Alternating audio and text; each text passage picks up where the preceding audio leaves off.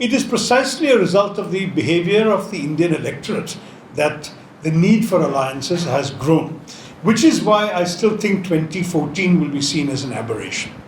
What happened essentially with the end of that first period of one-party dominance was that many sectional interests in Indian society decided to organize themselves independent of the Congress party. There was already foreshadowing of this in 67, but it gathered pace in the 80s and 90s. And what you saw was, I'm afraid, some of those were very much identity politics, in that the Samajwadi Party is a socialist party, but it was identified very specifically with the OBCs, more specifically with the Yadavs of Uttar Pradesh. Similarly, when the RJD, the Rashtriya Janata Dal, was formed, it was very much identified with the Yadav community of Bihar. So in these ways, these identities, which could have been pursued under the rubric of a national party, after all, the Janata Party that was forged together in 1977 by Jayaprakash Narayan accommodated all of these interests. They chose to run separately, taking advantage of the federal system which gave them the prospect of power in a state, rather than to subsume their state interests in a collective national party. And similarly, you see this in many, many other cases. Others felt that they had more to gain, certainly in a smaller playing field, such as a state or even a part of a state, by being a separate party, than they would gain by being part of a larger national party to aspire to a share of national power.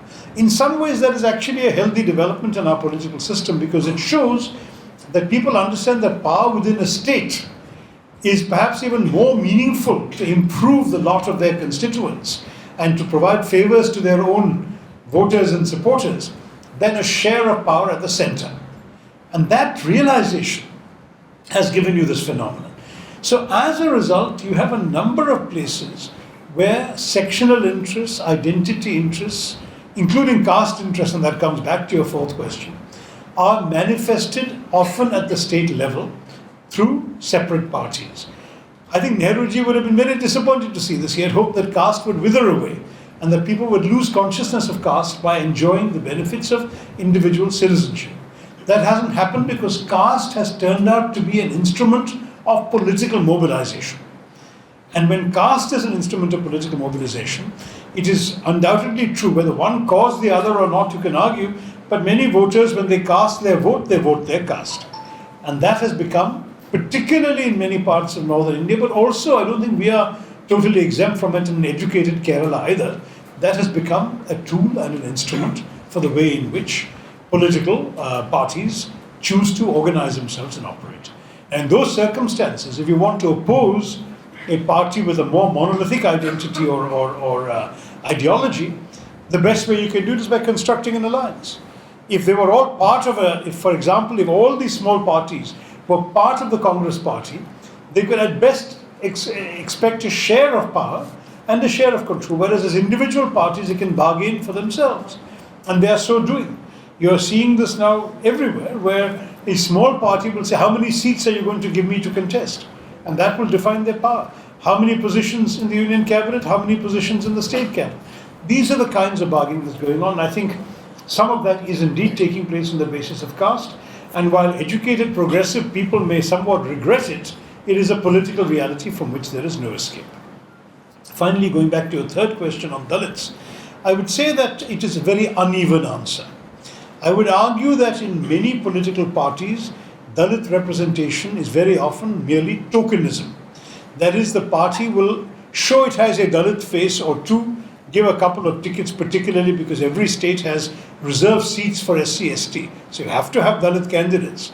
But that beyond that, real decision-making power is not often enjoyed by such people. Now, there are definite differences. I do believe that in my party, we have a number of very prominent Dalit leaders who have held very senior office. We've had a Dalit Home Minister of India. We've had a couple of Dalit party general secretaries who are not only handling social justice issues or Dalit issues, they're powerful in their own right. For example, the General Secretary for Kerala, Mukul Vasnik, is a Dalit leader. So we would argue that in the Congress party, being Dalit doesn't confine you to Dalit issues. You have a certain authority. Mr. Shinde as Home Minister of India, very powerful figure. Mr. Bhuta Singh, who was a Sikh Dalit Sikh. So you have all of these examples, and there is therefore a counter argument that says that at least in the Congress party, Dalits do have the prominence that they're expected to have. But as you know, Ms. Mayawati and the Bahujan Samaj Party decided to argue that rather than seek a position through a larger party, that in their view the Dalits were better off organizing themselves in a Dalit majority party. And the Bahujan Samaj Party is overwhelmingly seen therefore as a party representing Dalit interests, but especially in UP. They have a smaller presence in neighboring states like Madhya Pradesh, Chhattisgarh, Bihar and Rajasthan, but mainly it is seen as a party of UP, where Mayawati ji certainly has a tremendous following amongst a majority of Dalit voters. But that doesn't mean that all Dalit voters must vote for a Dalit party, nor does it mean that that logic is accepted throughout the country. The BSP has contested elections in Kerala and Tamil Nadu. It's hardly won any seats. I think it's hardly won any votes. It has certainly won no seats, and it has actually not won enough votes to even retain its deposits in a majority of the constituencies it has contested. So again, the individual realities of each state, the identity proclivities of each party. In a place like Kerala, I don't think, as far as I can see for the moment, that it would have much of a viable identity. So the Mahagathbandhan idea is a way of saying, let us leverage our strengths. And if, say, Congress were to join a Mahagathbandhan, its logic would be, there are some states where we are the only game in town. There are other states where honesty obliges us to say that in the last 2 or 3 elections, some regional parties have done better than us.